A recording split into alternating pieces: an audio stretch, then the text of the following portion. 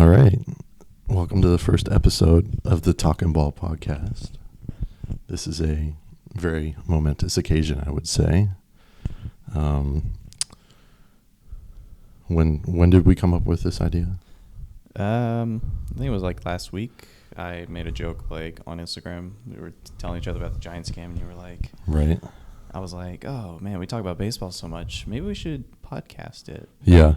And I think you were like, oh, unironically, we were like, oh, I'm actually thinking about making a podcast. I was like, oh, dude, no way. Yeah. I was like, I got so much of this baseball knowledge I just love to yap about. Exactly.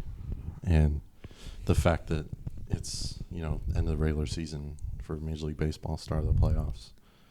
Yeah, I think that's a perfect time to start up something, maybe go over all the teams this offseason, see what's happening, make our predictions and all that, maybe have some fun with this. Yeah, for sure. Yeah, we're kind of going off a blank slate, so we don't really know what format we're working with. Yeah, we're just trying to get into it.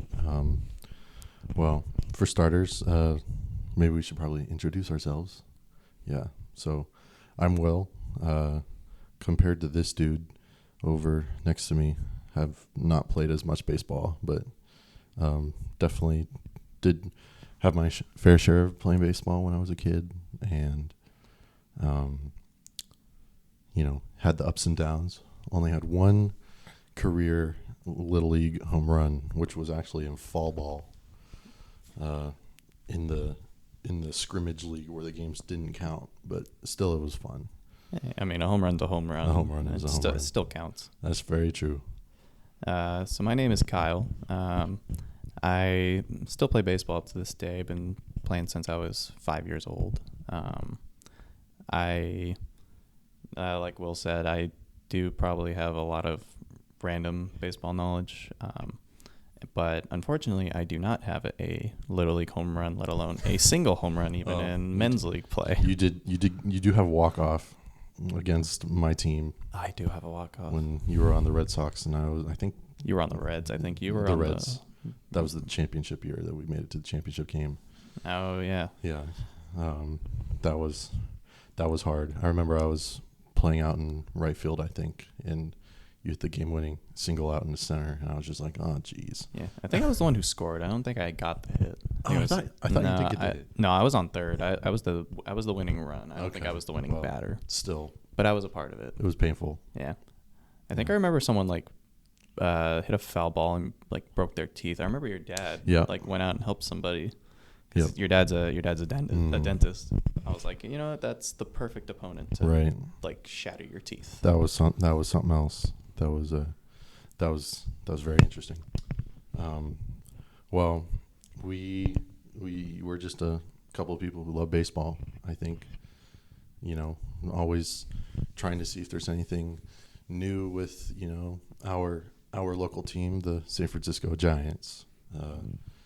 You can't ignore the fact that we might be a little bit biased towards the Giants because we've been Giants fans forever, but we do take lots of inventory in all of the other baseball stories nationally, with all the other interesting scenarios.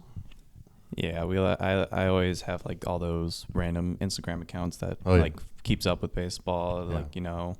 I've been thinking about maybe getting a Twitter.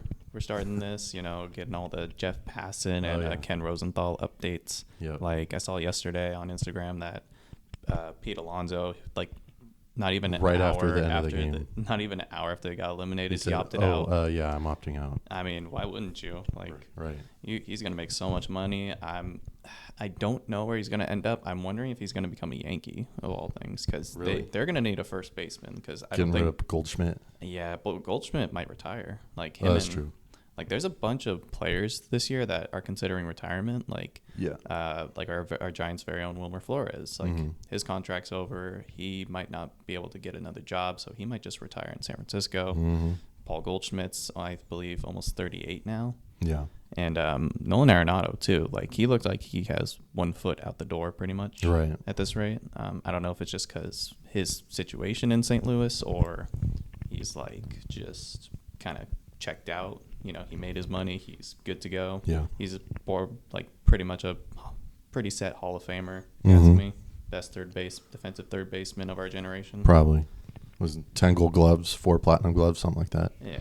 And then I saw yesterday Charlie Morton is also retiring after 18 seasons, which is absolutely insane. Mm-hmm.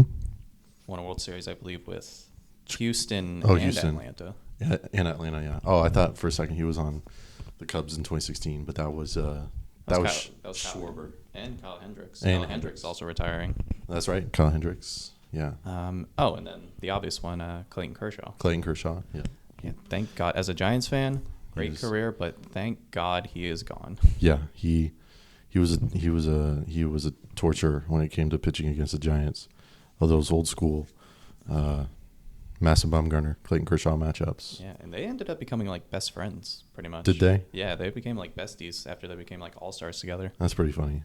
You know, you have one of the best lefty pitchers of our generation, and then you have the best postseason pitcher of all time. Right. I guess they just came to know each other pretty well. Yeah. That's it was neat. It was also fitting because what was it? A couple weeks ago, or like last week, Kershaw pitched his final home game at Dodger Stadium, and guess who? It was against the Giants. Yeah, it was very poetic. Oh yeah, very very fitting. The script couldn't have been written better. Yeah. I believe I listened to the Giants podcast from Alex Pavlovich and Cole Kuiper. I believe Alex said that Kershaw has like I forgot what his record was, but I think his career ERA against the Giants in like 80-something starts wasn't it like below 3? It was like a 2.8 or something. That's like insane. Just absolute domination. Plus he lives rent-free in George Contos' head. Yeah, I remember that that MVP season where he single-handedly took the pitching staff under his wing. That was some pure domination. Yeah, and he got an MVP, a couple Cy Youngs. Still forget that he won MVP. Like you never see pitchers winning MVPs anymore. Mm-hmm. I mean, him, Verlander was that's the last one I can think of. Yeah, like Scherzer didn't win it. No, he didn't. No, Max Scherzer. But yeah, I mean, talking about old unks for pitchers, Justin Verlander pitching his 1 millionth season this year with the Giants. Yeah, and he's gonna come back for another one. He did say that he wants to play one more season, at least one more season. Yeah, whether it be with the Giants or a completely different team going into year 43. Right. Watch it be like the Mariners or something like that. Yeah, I think he's just he knows his role, but he as long as he pitch. I mean, the last month and a half of the year he pitched really well. Yeah, he had a fantastic second half after he came back from injury. Yeah. He really made himself some money if he does like not come back with the Giants. Like I think if anything, the Giants, if they want to, like that's obviously their main priority of the offseason regardless. Mm-hmm. Like get some starting pitching.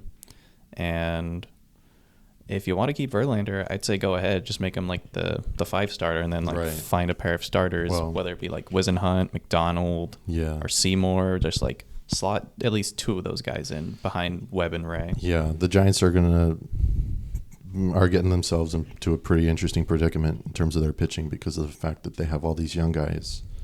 And, they started the year with, I think it was Birdsong who got the spot over Roop. And Birdsong just lost it. Yeah. He lost complete control of his command. And he went back down to AAA and from what I understand, he still had no command. Yeah, it's kind of a shame, but he is old. He's our age. I think he's only like a year older than us. He's like 23, 24. Mm-hmm.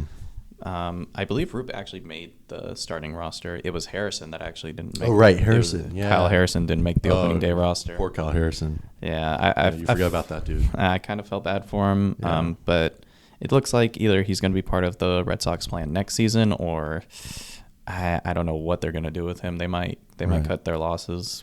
Well, yeah, that was back in June when the Giants played that monster 3-game series in LA when they went and tied with the Dodgers for first in the division. And on that Sunday night baseball game, right at first pitch, they broke the news. Jeff Passan broke the news, bam, that the Giants made the blockbuster trade to acquire Rafael Devers. Yeah, and Harrison was supposed to start that game, He was supposed to start that game. That was the crazy part. I think he was in the bullpen getting ready. And yeah, it was like 10 minutes to game time. And they're like, hey, we sent you to Boston. Yeah. If I was Kyle Harrison, I don't know how I would have reacted. Right. That was, I mean, you got to get, you're warming up and then all of a sudden, bam, you get the news. Oh, sorry. We got to, we're replacing you with a different pitcher. You got to go back in the clubhouse. Yeah. And for a young dude, too, to have that happen to him. And looking back at that Rafael Devers trade now, it's so lopsided for the Giants. Like, the Giants got the much better end of that stick. Yeah, and initially people were saying, like, after those first 3 weeks, right after that was, like, right at the beginning of when the Giants went into that major tailspin in July where they're like, Devers wasn't doing anything. He wasn't doing anything, and everybody was saying, oh, yeah, the Red Sox totally won this trade long term. You get a young pitcher. They also got Jordan Hicks, the guy. When he was on the Cardinals, he was throwing like 104 coming out of the bullpen, but then he signed probably one of the most ridiculous deals, a 4-year deal with the Giants, where he only spent basically a season plus a month and a half. Yeah, I thought it was a reach to begin with. When I saw it initially, like in 2024, I was like, Jordan Hicks as a starter is interesting. I remember when he was in St. Louis / Toronto. We have breaking news. What's that? We have breaking news. What happened? For all of our listeners, the Giants have officially fired Bob Melvin as their manager. What? Holy cow. Major breaking news. No way. Just into the newsroom. Wow. Let's see. Per Bleacher Report, the Giants Twitter, the Giants X account, excuse me. As of Giants Day, announced that the club has dismissed manager Bob Melvin. Wow. That's pretty interesting. Wow. Well, I guess that's a perfect segue for us to maybe talk about what led up to that. Wow. I mean, so initial reactions, not surprised. I think the fact that they were,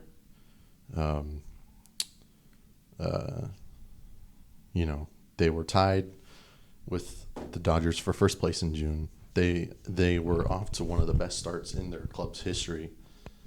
At one point they were 8-1 coming into that first homestand at home because they opened on the road they took 2 out of 3 in Cincinnati, and then they went to Houston and swept the Astros.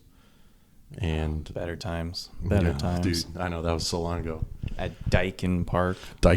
Oh yeah. Like that Minute Maid turned into some weird name. Man, I thought turning it from like AT&T to Oracle Park was bad, but man, that's bad. Right, but and then they were rolling, and then bam, they make the trade for Devers right then, and it's like, oh boy.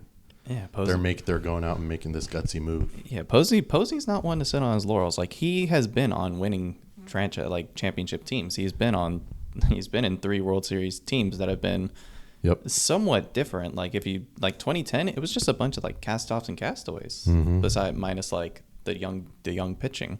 Yep. Like it like Posey knows what the team has to do to win, and I think he thinks how every diehard fan is thinking. Like, this team with Devers should have made a push for first place. Oh, 100%. If not, and seeing how the Dodgers finished this year, they probably should have won by maybe 3 or 4 games.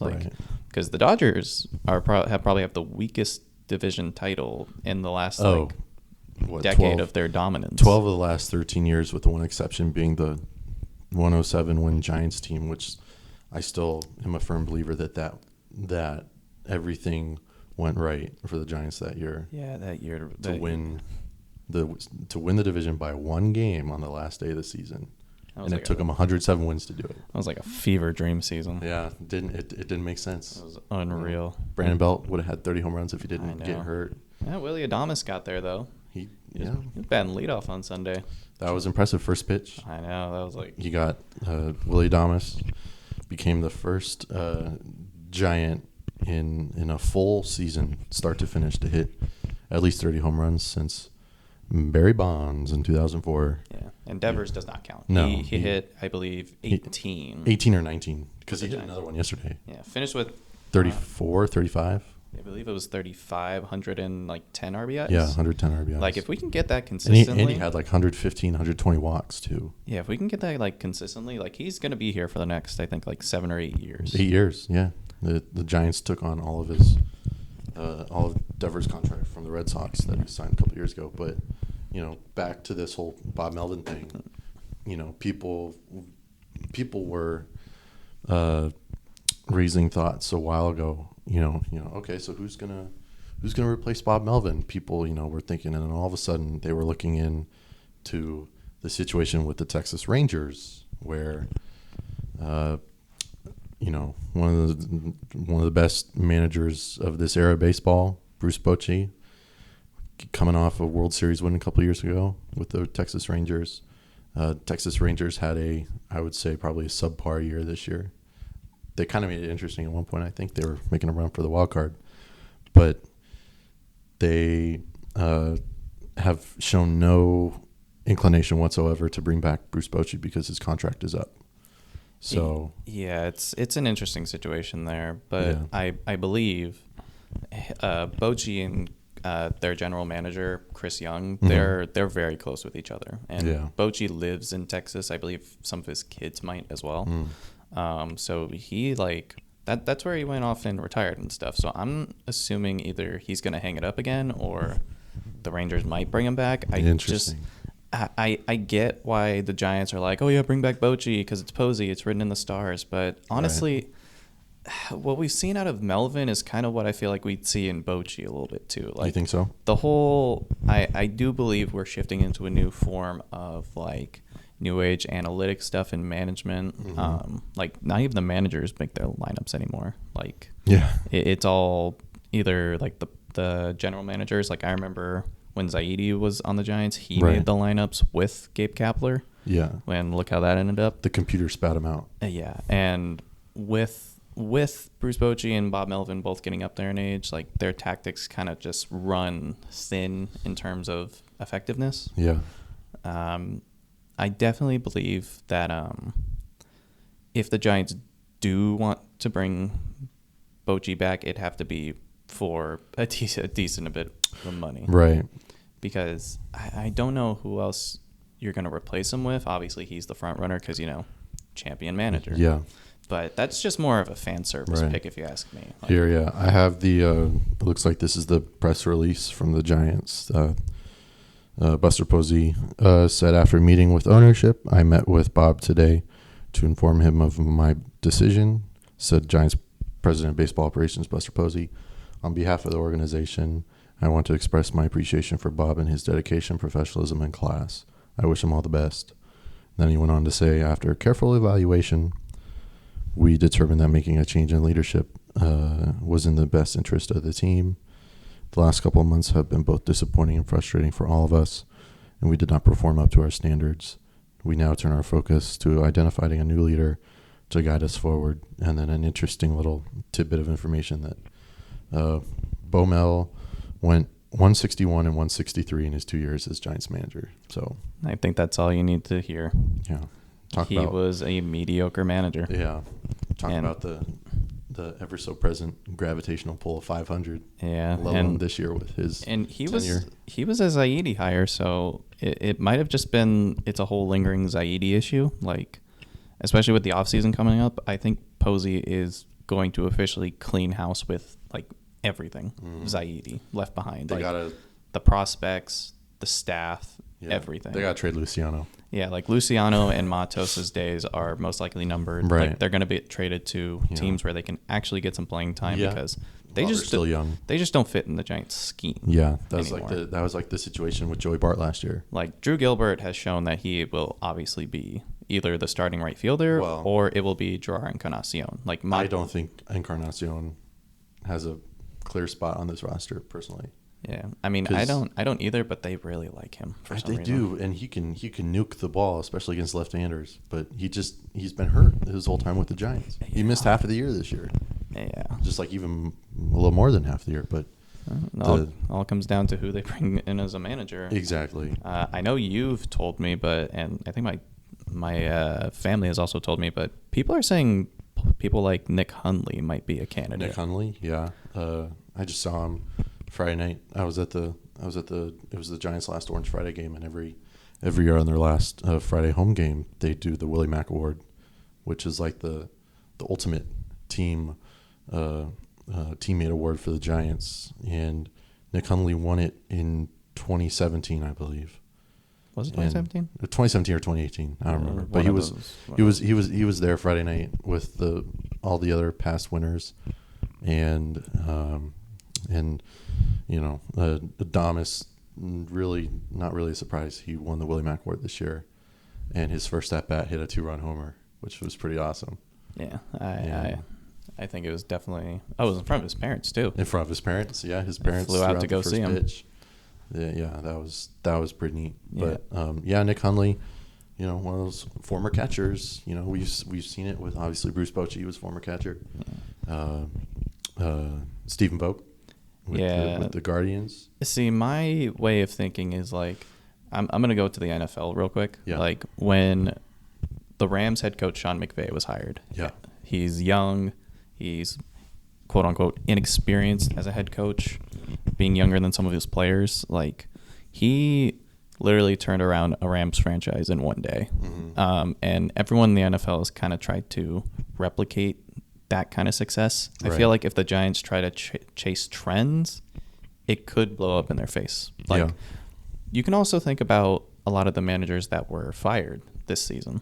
Yeah. Like, there was Brandon Hyde of the Orioles. Right, that was who early is on. Also a local. Yeah, local guy. Went to, I believe... He has JC ties. Went to Casa Grande? Yeah. Yeah, he in Petaluma in California. Yeah. He got fired. I don't know if he'll ever get a managing position again, but he's still younger. Right. Scott Service from the Mariners. I forgot he was fired last year. I forgot about that. Yeah. What's his name from the Pirates? The guy with the beard. Oh, Derek Shelton? Derek Shelton. I'm not gonna. Respectfully, like, all due respect to like the Pirates and Derek Shelton, but Bud Black. Yeah, I do like Bud Black as a manager, but I think it's probably time for him to hang it up too. Yeah, he's getting up there. He was with the Rockies every year, and every year they probably had a losing record. Yeah, minus like 2017, 2018. They almost won the division that year. They won the wild card one of those years against the Cubs. It was 2018. Yeah, where everyone found out who Tony Walters was. Tony Walters. Yeah, that's a name. Yeah, like nobody knew who that was until he beat the Cubs. Well, this whole Bob Melvin thing kind of brought us into this conversation. Davey Martinez as well. Davey on the Nationals. I think he could be a decent candidate. Yeah, former Giant. I mean, there's this thing with the Giants organization where they went out and got Bob Melvin. I don't know if it was because of his experience or the fact that he was with the Giants in the 80s, but Dave Martinez played for the Giants in the 90s. He obviously won the World Series with the Nationals in 2019, which is the one World Series team I always forget about. Really? Oh, yeah. I remember that the team. Nationals. I follow that team all throughout their postseason. Like, that was, the young Juan Soto, Strasburg, Rendon MVP season, Howie Kendrick. MVP Howie Kendrick. Yeah, like that team was magical. He had that grand slam at Dodger Stadium to knock off the Dodgers, and then he had that Game 7 home run off the foul pole. Yeah, I will always remember that. Oh yeah. Well, it is. This is the day after the final day of the regular season of Major League Baseball, and so tomorrow is the first day of the playoffs. Yep. Starts with I believe the Reds and Dodgers. The Reds and Yankees. Not the Reds and Dodgers. Oh, Red Sox and Yankees? Yeah. Oh, the Reds and Dodgers, yeah, they play.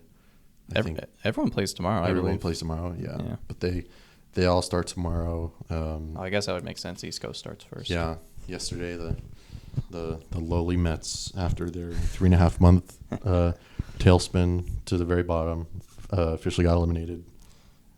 They got shut out by the Marlins, right? Which I think is so funny. Like we talked about this before we recorded. Like, they saved their best starters, just so that they could play spoiler, for the Mets. Like, the Mets are crying foul, being like, "Why would they do that?" Right. Like, you're a division rival. Why wouldn't you? Yeah.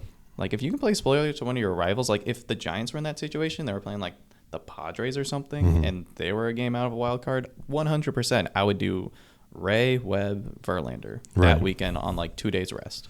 Yeah, and the fact that the Mets, it kind of it started. The Giants played that one series against the Mets in New York about a month and a half, 2 months ago, where they took 2 out of 3, and that was kind of like the start of the Mets' major downward spiral towards, obviously not where they wanted to be, because it was either going to be the Mets, the Reds, the D-backs, or the Giants, and then at one point 2.5 weeks ago, the Giants were tied with the Mets, and then the Giants just sank from there on. But the fact that this New York Mets team that spent $1 billion plus, they dropped the biggest contract in Major League Baseball history on Juan Soto.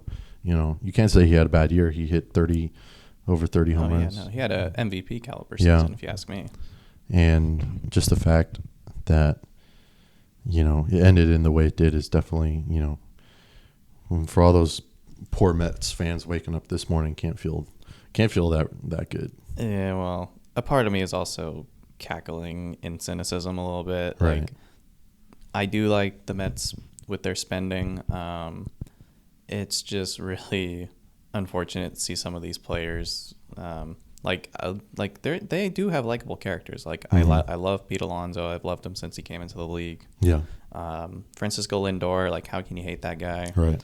And especially the fact that he was the one who hit the season-ending double play ball yesterday. It was a bullet over to second base, and the second baseman was playing right on the outfield grass line.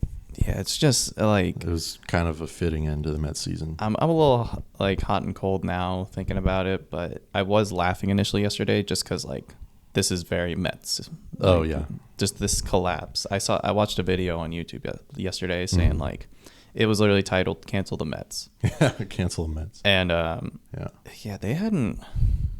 It was since 1986. They people are starting to think now that they made a deal with the devil in 1986 to win that World Series. Most dysfunctional World Series team of all time. Yeah, the miracle Mets, but they, last year made it to the NLCS against the Dodgers, and the Dodgers team last year, only some supernatural power was going to be able to stop the Dodgers from last year. But the fact that the Mets got to the NLCS was shocking. The fact that they beat the Phillies. Yeah, it was supposed to be what did Steve Cohen said? They traded Max Scherzer, Justin Verlander in 2023 because they said 2024 was going to be a gap year, pretty much. They weren't supposed to compete. Mm-mm.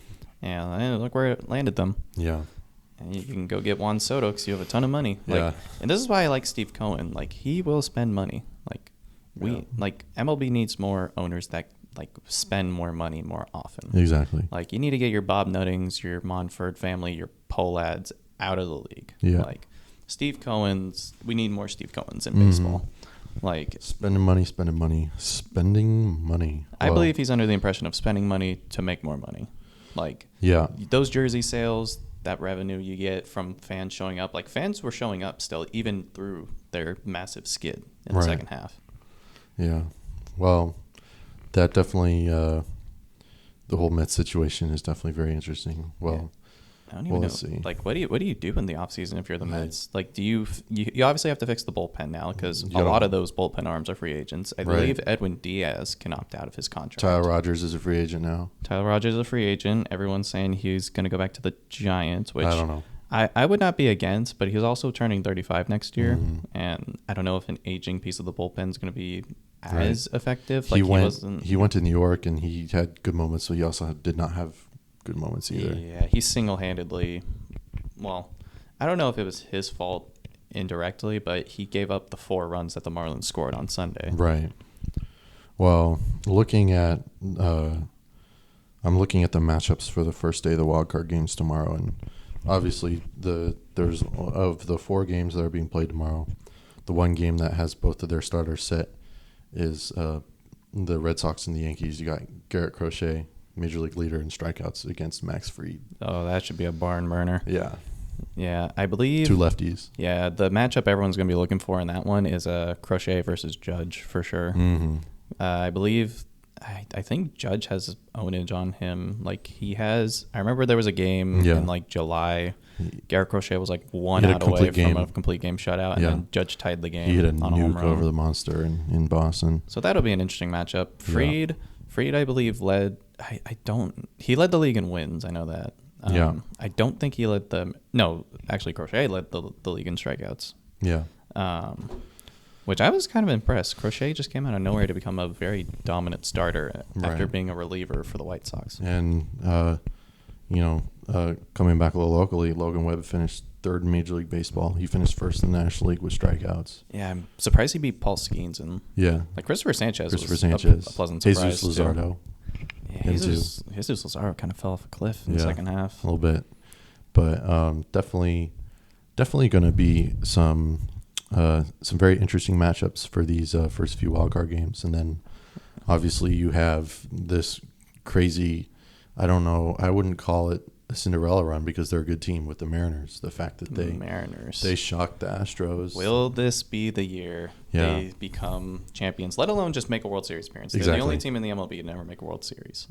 Right. I think the Rockies have made a World Series. I know, it's crazy. The Rockies have made a World Series. Just do the bare minimum there, Mariners. Complete the dream season, and that will honestly, if making the World Series and let alone winning it, might actually propel Cal Raleigh's MVP odds. But right now it looks like it's Judge because he was white hot in September. He leads in more of the offensive stat categories. Yeah, he was insane in September. Judge leads in batting average, OPS probably. I believe he finished the regular season with a 331 batting average. Bonkers. He got all the way down, I believe, to almost he was almost hitting only quote unquote 311 but in August. Yeah.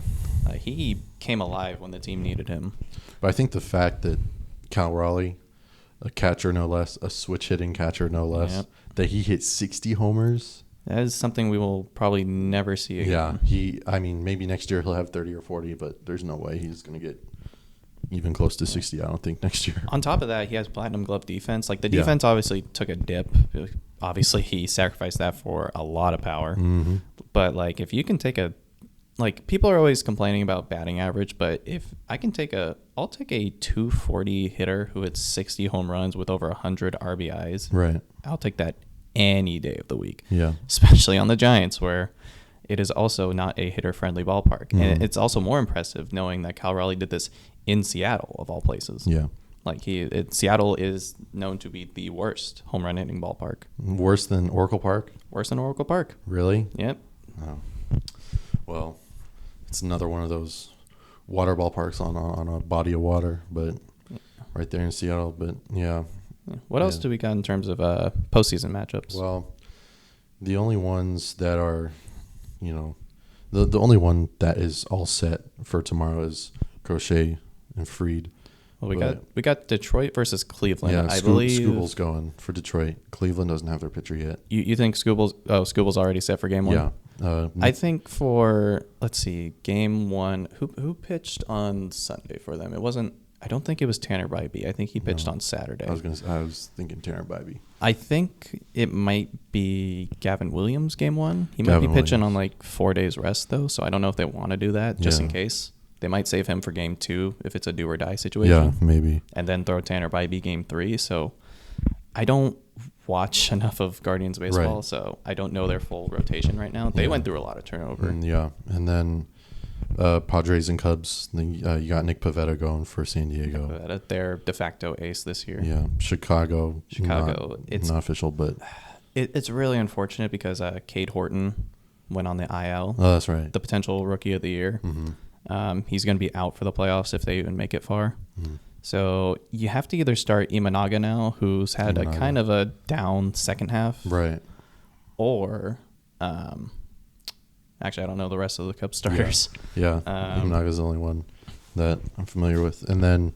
there's Ben Brown, but I don't know. Ben Brown. I'm wondering if he's hurt too. Yeah. I don't know if he's around. Well, they're going to have to figure something out. And then you got the Reds at the Dodgers, and you got Hunter Green going probably against Yamamoto. I would say Yamamoto or Snell probably. I think Snell's going to be their game two pitcher. Okay. I think Yamamoto will be their game one pitcher. Yamamoto cemented himself as the ace this year.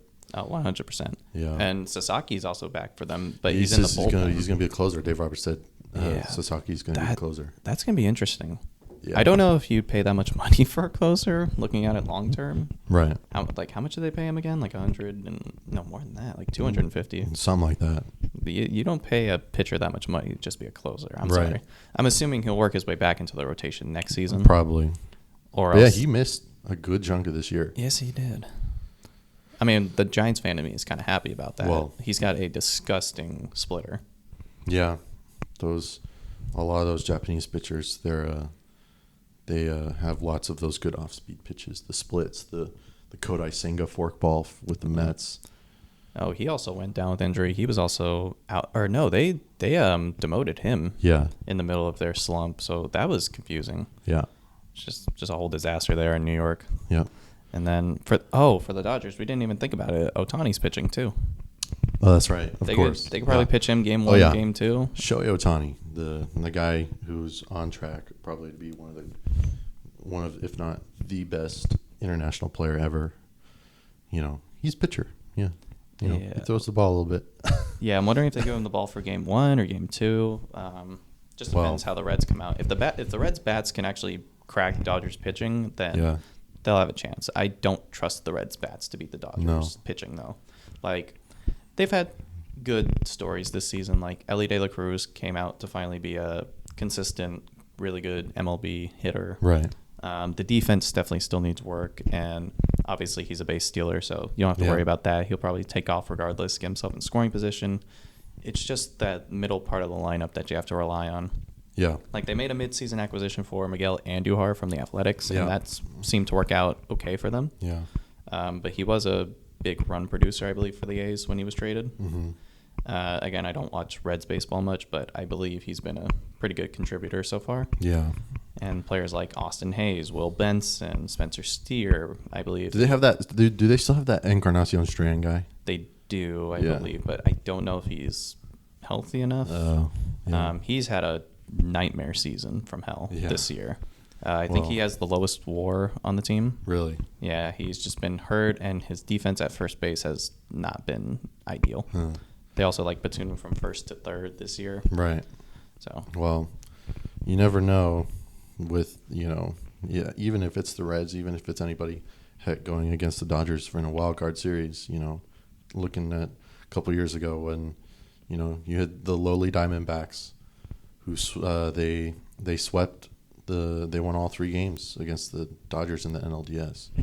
So that'll be very interesting. Well, we got our first big week of off-season, the news for the teams that obviously aren't in the playoffs, and then the top stories for the teams that are in the playoffs. We'll see what happens with these wild card games, and going into the next week or two with the NLDS and ALDS. Yeah.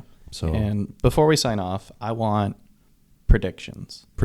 How do we think the playoffs are going to go? Let's see. Yeah, I got an email last night from ESPN Fantasy or something to do my fantasy bracket, so I did it. Yeah. Are we talking World Series winners? Oh yeah. Let's go from series to series, see how the bracket lines up for each other. Well, let's start with the 3 versus 6 seed matchups.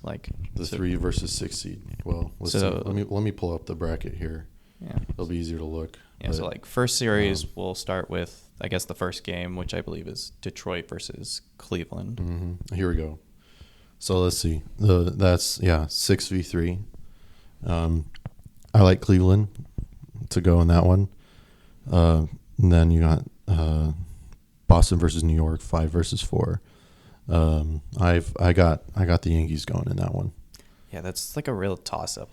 They were both pretty consistent against each other. Yeah. I don't know what their season matchup record was this year, but it seemed pretty even for once. And then NL side, Reds versus Dodgers. Dodgers, I think, have that one. Padres, Cubs. I got the Padres in that one. I think the Padres timely hitting is going to show up with the clutch Machado hits or the clutch Tatis hits. Who knows? And then we have in the ALDS we have Cleveland and Seattle and Toronto and New York. Looking at Toronto and New York, just another one of those division series matchups. Yeah, I don't know. That would be that's a tough one. That'd be a barn burner. It looks like, but I believe Toronto has like the upper hand in the season series. Yeah, I mean they have home field advantage because they're the 1 seed. So I don't think anyone had that on their baseball bingo card this year. So I think gosh, the thing with the Yankees is that they're the Yankees, and they have Aaron Judge, they have Giancarlo Stanton, they have what's his name, Ben Rice. Yeah, they got timely hitters like Ben Rice and Austin Wells. Yeah, Volpe and Chisholm kind of took a little dip in their year, so I wouldn't really trust either of those guys. But I mean, with Judge, Stanton, those guys, it's I think I gotta go with the Bronx Bombers on this one. They upset the Blue Jays. Bold take. Yeah. A part of me kind of hope that doesn't work out, but it I do see where you're coming from. Right. And then facing the Yankees would either be the Cleveland Guardians or the Seattle Mariners. Well, if we're talking about history, this is a terrible matchup for both of them. I think not to play, spoil this whole thing, but I think the Mariners are the team of destiny. So I like the Mariners in that one. Yeah, I think also in the playoffs, I believe when they have faced each other in the playoffs, mm-hmm. I believe in 95 they played each other in the ALCS. Cleveland won that. Mm-hmm. And then it was like 2001, that 116 team. Yeah, and they lost in the ALDS. No, they won best regular season team of all time. Well, that's when they lost to the Yankees in the ALCS. I believe they motored through Cleveland that year. Did they? Though in the ALDS. Yeah. So I believe it's an even series at that, but it more comes down to if Cleveland can hit mm-hmm. Seattle's murderous row of pitching. Yeah. And even if they're healthy, I believe most of them are healthy. Yeah. So yeah, I'm going with Seattle. Interesting. Yeah. So you got Seattle versus Yankees in the ALCS, and then back to the National League side, we're looking at the Phillies against the Dodgers. Okay. That's going to be that could go 5 games.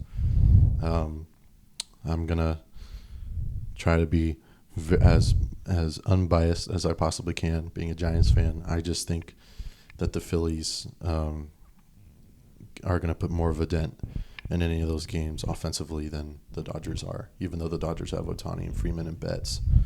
I just think, there would be one extra game in Philadelphia if needed. And the Giants, they did beat the Phillies in 2010 in the NLCS when they won in Philadelphia, which was insane. But these new wave Philadelphia Phillies are just, so good. Kyle Schwarber, who doesn't even have to move his lower body to hit a upper deck home run, pretty much. I think the Phillies are going to take that one. Yeah, I believe it's definitely the Phillies' offense that will carry the load in that series. Mm-hmm. The Dodgers' pitching may be good. Yeah, it's honestly more stacked than it was in their championship year last year, if you ask me. I believe they actually left Clayton Kershaw off the playoff roster because he's. I think they just said they left him off the wild card roster. I believe he. Or does that mean the whole playoffs? I believe it might be just the wild card because he might come and pitch if they do, or probably when they do. Sorry, right. Reds fans, when they do make the NLDS. But the Phillies' timely hitting, I think they do have enough clutch bats to where they can crack Dodger pitching when needed. Like you said, Kyle Schwarber, MVP season. Mm-hmm. Should win MVP, but that's just me. Yeah. Again, biased Giants fan. Right. But yeah, the Phillies. I just think the Phils are a better team. I think they are the team to beat, even though they're not the 1 seed. I think they're probably the most complete, healthiest, mm-hmm. and most dominant team in the National mm-hmm. League.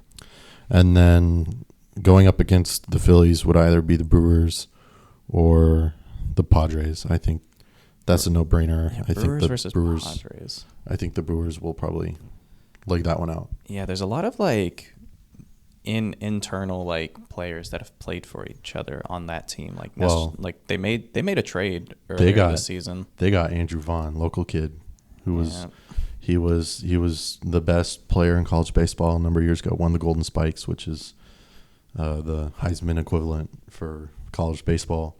Got drafted to the White Sox. Had good moments, bad moments. Then got relegated to AAA this year. Yeah. But then the Brewers made an interesting move, and I think they traded for him while he was still in AAA. Yeah, they made a trade. They made the trade, I believe, in early June for Aaron Savali, who was very unhappy with the Brewers. Yeah. Traded him to the White Sox for Andrew, and then Andrew proceeds to light it up. Mm-hmm. I believe I saw a stat yesterday in the last game they were playing when he got his last base hit of the season. He's finishing with, I believe, a 254 batting average. Mm. And when he started the year hitting like 180, he hit, specifically in September, he hit, I believe, 392 on the month. Really? Which was the third best in the MLB. I'm assuming that's after Judge and interesting. Somebody else. Well, yeah. So then the final four, we got Toronto against the Yankees. The Yankees. Yeah, those stinking Blue Jays. The Yankees and the Mariners, and then the Phillies and the Brewers. Those are going to be some interesting matchups. I'll just cut to the chase. I think Seattle will beat the Yankees. Could go 6 games. Could go 7. I think the Phillies will beat the Brewers. Same for that. I think that could go 6 or 7 games.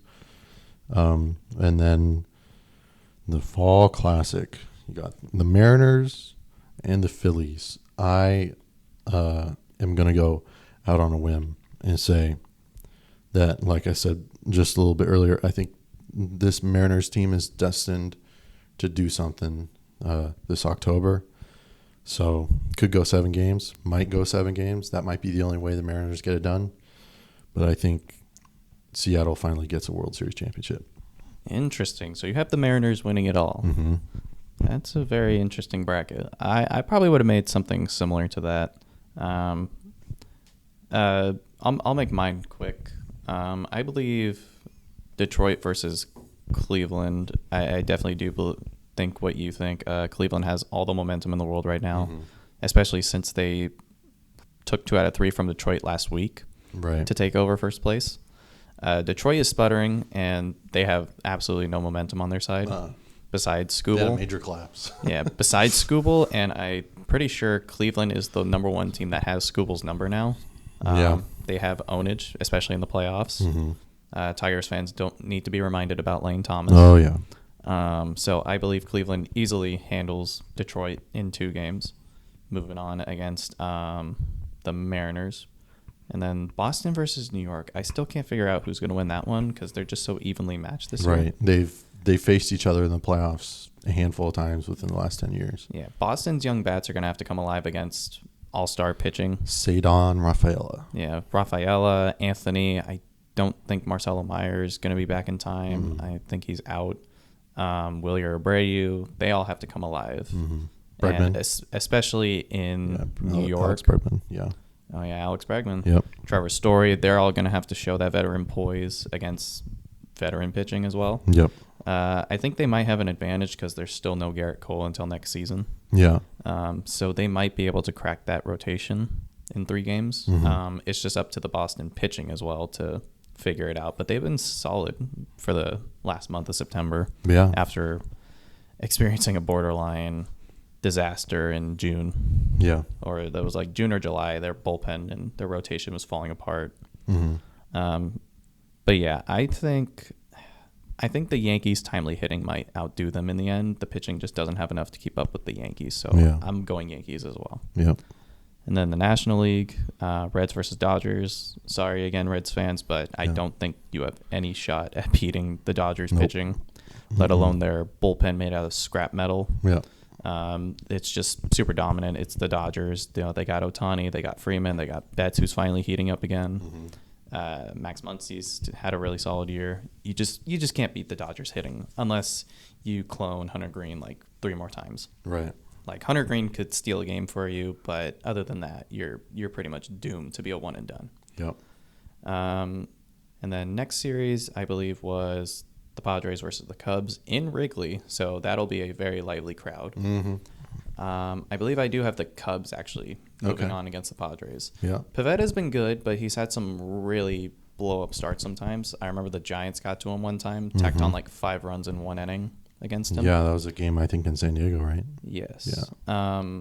So they're either going to get really good Pivetta or like Boston, Nick Pivetta, who's very hot and cold. Yeah. But I think the Cubs hitting, like PCA is going to probably ball out. I think Seiya Suzuki, consistent hitter, he's going to drive in some runs. Michael Busch, very underrated first baseman. Mm-hmm. I think they're all going to come alive against the pitching. And then we get to the LDS. Mm-hmm. We get Cleveland versus the Mariners. I do kind of agree that the Mariners are a team of destiny. So I think their pitching is also their ace. Yeah. They got Brian Wu. I think Logan Gilbert is out. Oh, really? I forget. But they got that. It's not. No, Robert Suarez is the closer for the Padres. They got Andres Munoz. Munoz has been lights out. He has those insane walk-ins. Yeah, I believe when they play the home games. I believe the Mariners do have like the best bullpen ERA in all of baseball. Yeah. And they have Brian Wu. They got, I think, Bryce Miller, Logan Gilbert, Luis Castillo. Yeah. Like, that's a deadly row of pitching for especially a 5-game series. Like, you got to face their full rotation for a 5-game series. Oh, yeah. And with how hot and cold Cleveland's bats have been, I would probably take the Mariners pitching over Cleveland's hitting. So I will go with the Mariners as well. Okay. And then we got the Yankees versus the Blue Jays. This is where our brackets get different. Okay. I think the Blue Jays actually take it. You think so? I think the Vladimir Guerrero, the whole like, oh, you guys can't do anything worth a note. Yeah. I think. How about Alejandro Kirk? I think he hit that grand slam yesterday. I think he will probably give himself a clutch moment in Yankee Stadium. I just have that feeling. He was an all-star just a couple of years ago. He has those clutch moments for the Blue Jays. I think he will show up when they need him to. Yeah. Same with Bo Bichette. He's out. Oh, he's out? Yeah. I thought he got hurt. Oh, I didn't. I don't know. Dang. Maybe I saw that he got left off the postseason roster. But that's why I haven't George Springer. Yeah, George Springer have a career year out of nowhere after people thought he was dead. Yeah. How about another Max Scherzer? Max Scherzer gets another shot at a ring. Yeah. Addison Barger coming out of nowhere to fill in right field. Yeah. Dalton Varsho and Miles Straw, of all people. Oh, yeah. Being contributors. Ernie Clement. Yeah. Like, it's a good roster. And I think Dalton Varsho forever Arizona Diamondback. Yeah. And I think that the Blue Jays hitting will trump the Yankees. Because if they can get to their bullpen, which has been ashamedly bad for a few games against the Blue Jays. Yep. I think the Blue Jays will crack the code and advance to the LCS. Yep. The NLDS is Phillies v. Dodgers. Yeah. I believe that the Phillies probably will take it with their hitting. Yeah. As good as the Dodgers pitching have been, for some reason, I think they have the Kershaw virus. Sometimes it just falls apart at the worst possible moments. Yeah. It showed in 2023. They only had one reliable pitcher and couldn't even go 3 innings. Yep, that was the same in 2021 after the Dodgers exasperated all their pitching to just sneak past the Giants, and then they get into the NLCS against the Braves, and they had no pitching whatsoever. Dave Roberts had no clue what he was doing. Yeah, but it does seem like this year the bats won't have to carry as much because they do have at minimum 4 starters they can use. Mm-hmm. And they have reliable bullpen, but the Phillies hitting, I think, is just too potent. So I'm just saying, I will never trust Tanner Scott again. Oh no, he had like 10 or 11 blown saves this year. I always ask on Instagram. I ask Dodgers fans. I'm like, Dodgers. 2 of them were against the Giants, by the way. Yeah, I'm like, Dodgers fans. How long are you giving Tanner Scott until you run him out of town? Because he's there for 3 more years after this season. He signed that deal. He's getting paid $72 million in total. That's. Like, do you just cut your crazy losses if he struggles in the playoffs? Like, what do you do with him? Yeah. Well, if he's the closer, then I think everyone knows what's going to happen. Mm-hmm. So I got the Phillies moving on. Yeah. And then Brewers versus Cubs. I want the interdivision rivalry there. Oh, yeah. I don't think the Cubs match well with the Brewers. Yeah. I think the Brewers have better pitching. Mm-hmm. And the Brewers are just young and scrappy. They have Jose Quintana, Who's the Chad Patrick. Chad Patrick, but who's the other guy? They got Freddie Peralta. Freddie Peralta, that's who I was thinking of. They got a really solid bullpen. They've always had a bullpen that's just nails. They're known as a pitching factory for a reason. Yeah.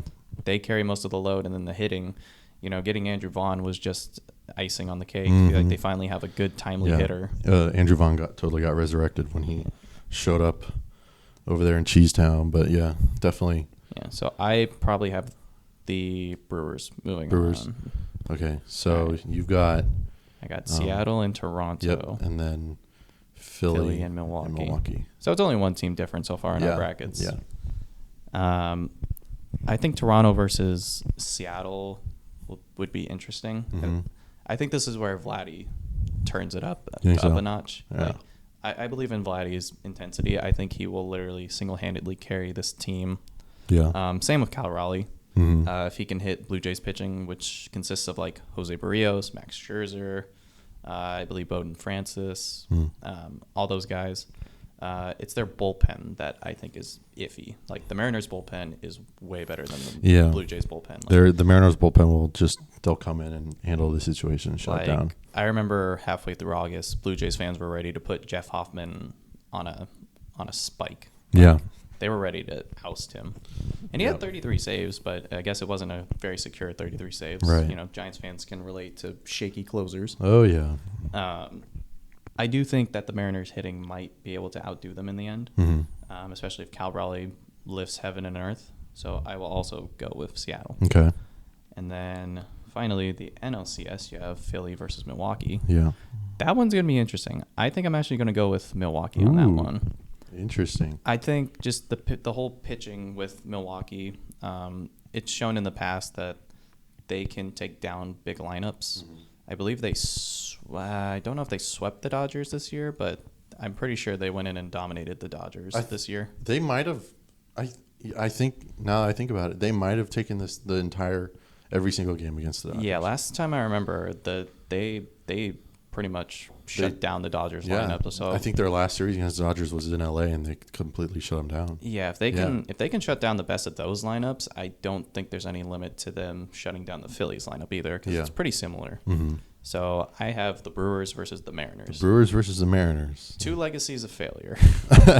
And a flight across multiple time zones, which is needed for a World Series, believe me. Yeah, the jet lag will be unreal. Oh, yeah.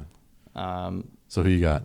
The World Series, I do believe you have the whole Team of Destiny thing going on with Cal Raleigh, although I feel like I've heard this story before in terms of like parity.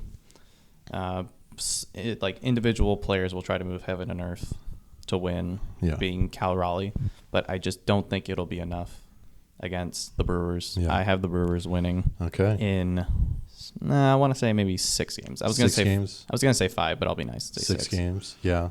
Because I just think Brewers pitching is going to overwhelm Seattle's hitting, because even if it's Cal Raleigh, he can't do it all himself. Right. And I just don't trust the rest of the lineup to carry the load. Yep. Like it'll be Cal Raleigh versus the world, if that's the case. If needed. Yep. Well, there you have it. Our predictions for the 2025 edition of the Major League Baseball playoffs. Obviously, there's tons of more to get into. Everything with some more of the bigger off-season stories. Now with the Giants, the fact that now they have to go find another manager. That'll be a real fun week. Oh yeah.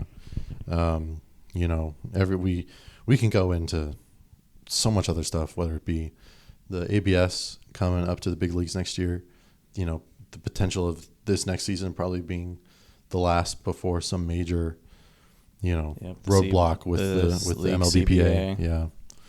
Who knows, a lockout, maybe even a strike. I mean, there hasn't been the last strike was, I think it was 94. Yeah, the last quote-unquote walkout was 2022. That was the lockout. That was only for like a month. Yeah, but the strike, it started in the summer and it lasted for the rest of the year, where I think it's for those of you who are Giants fans and who either were around the Giants in the 90s or know about the Giants in the 90s, the fact that Matt Williams likely would have broken Roger Maris's record in 1994 for the most home runs in in a season. And people always say the Montreal Expos could have maybe won a World Series that year too. Mm-hmm. They were the best team in baseball by a country mile. Yeah. So, but tons to get into. So, yeah. Hey. There was also, I pitched this out there. Yeah. I thought maybe there'd be episodes where we like delve into each team individually, or like delve into each division individually, depending on how many episodes we want to make. Well, yeah. Well, we just we're here. That's the name of the show, Talkin Ball. Oh yeah. Well, there you have it. First ever podcast episode. It was fun. I'm definitely looking forward to making more here. Just yapping about baseball for almost an hour. Talkin Ball. Plenty of time to do it. All right. We'll see y'all on the next one. All right. Peace out.